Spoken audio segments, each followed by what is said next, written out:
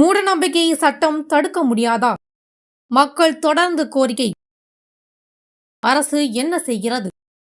கடந்த மாதம் ஏப்ரல் 21ஆம் தேதி தமிழக சட்டமன்றத்தில் மூடநம்பிக்கையை பற்றி திமுக எம்எல்ஏ எழிலன் நாகநாதன் பேசினார். அதில் இந்திய அரசியலமைப்பு சட்டத்தின் பிரிவு 51AH அறிவியல் மனப்பான்மையை வளர்த்தல் எனும் பாவனையை அடிப்படை கடமையாக குறிப்பிடுகிறது. ஆனால் பில்லி சூனியம், ஜோதிடம், ஏவல் ஆகியவை இதற்கு முற்றிலும் முரணானவை. மூட நம்பிக்கைகளை ஒழிப்பதற்காக அரசு சிறப்பு சட்டம் கொண்டு வருமா என கேள்வி எழுப்பினார். அதற்கு பதிலளித்த சட்டத்துறை அமைச்சர் ரகுபதி, ஒவ்வொருவருக்கும் தனி நம்பிக்கைகள் உள்ளன.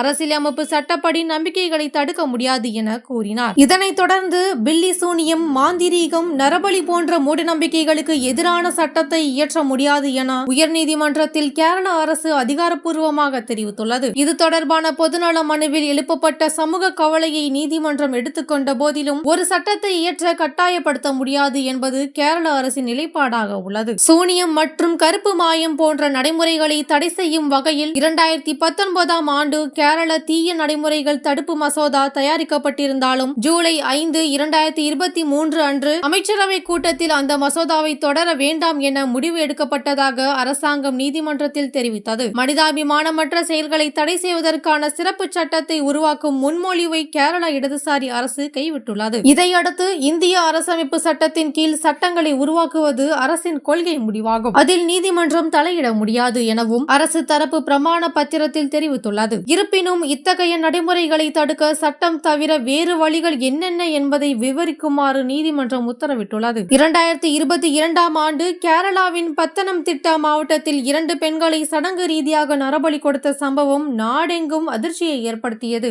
இதைத் தொடர்ந்துதான் இந்த பொதுநல மனு தாக்கல் செய்யப்பட்டது. கர்நாடகா, மகாராஷ்டிரா ஆகிய மாநிலங்கள் சூனியம் தடுக்கும் சட்டங்களை ஏற்கனவே கொண்டுள்ளன என்றும் மனுவில் கூறப்பட்டுள்ளது. மேலும் திரைப்படங்கள், யூடியூப் வீடியோக்கள் மற்றும் டிவி தொடர்களில் கூட சூனியம் மற்றும் மாய விதைகளை மக்களுக்கு புரிய வைக்கும் விதமான உருவங்களும் காட்சிகளும் இடம்பெறுவதால் அது மூடநம்பிக்கையை ஊக்குவிக்கிறது எனவும் மனுதாரர் வலியுறுத்துகிறார். அறிவியல் மனப்பான்மையை ஊக்குவிக்கும் வகையில் மாநில, மத்திய அரசுகள் மூடநம்பிக்கைகளுக்கு எதிரான தனி சட்டங்களை கொண்டு வர வேண்டும். பள்ளி, கல்லூரி பாடத்திட்டங்களில் அறிவியல் மனப்பான்மை பற்றிய பயிற்சிகள் சேர்க்கப்பட வேண்டும். சட்டப்பேரவையில் மூட நம்பிக்கைகளை பற்றி விவாதிக்கப்பட வேண்டும் என பல சமூக அமைப்புகள் வலியுறுத்துகின்றன. இதேவேளை மறைந்த முன்னாள் முதல்வர் கலைஞர் 2013 செப்டம்பர் 10 அன்று வெளியிட்ட அறிக்கையில் மூட நம்பிக்கைகளுக்கு எதிராக மகாராஷ்டிரா அரசு அவசர சட்டம் கொண்டு வந்தது ஒரு சிறப்பான முன்முயற்சி. நரபலி, சூனியம், மாந்திரிகம் ஆகியவற்றிற்கு எதிராக கடுமையான தண்டனைகளை விதிக்கப்பட்டுள்ளன என குறிப்பிடப்பட்டிருந்தது. மராட்டிய மாநிலத்தில் பகுத்தறிவு போராளி நரேந்திர தபோல்கர் 2013 ஆகஸ்ட் 20 அன்று படுகொலை செய்யப்பட்ட பின்னர்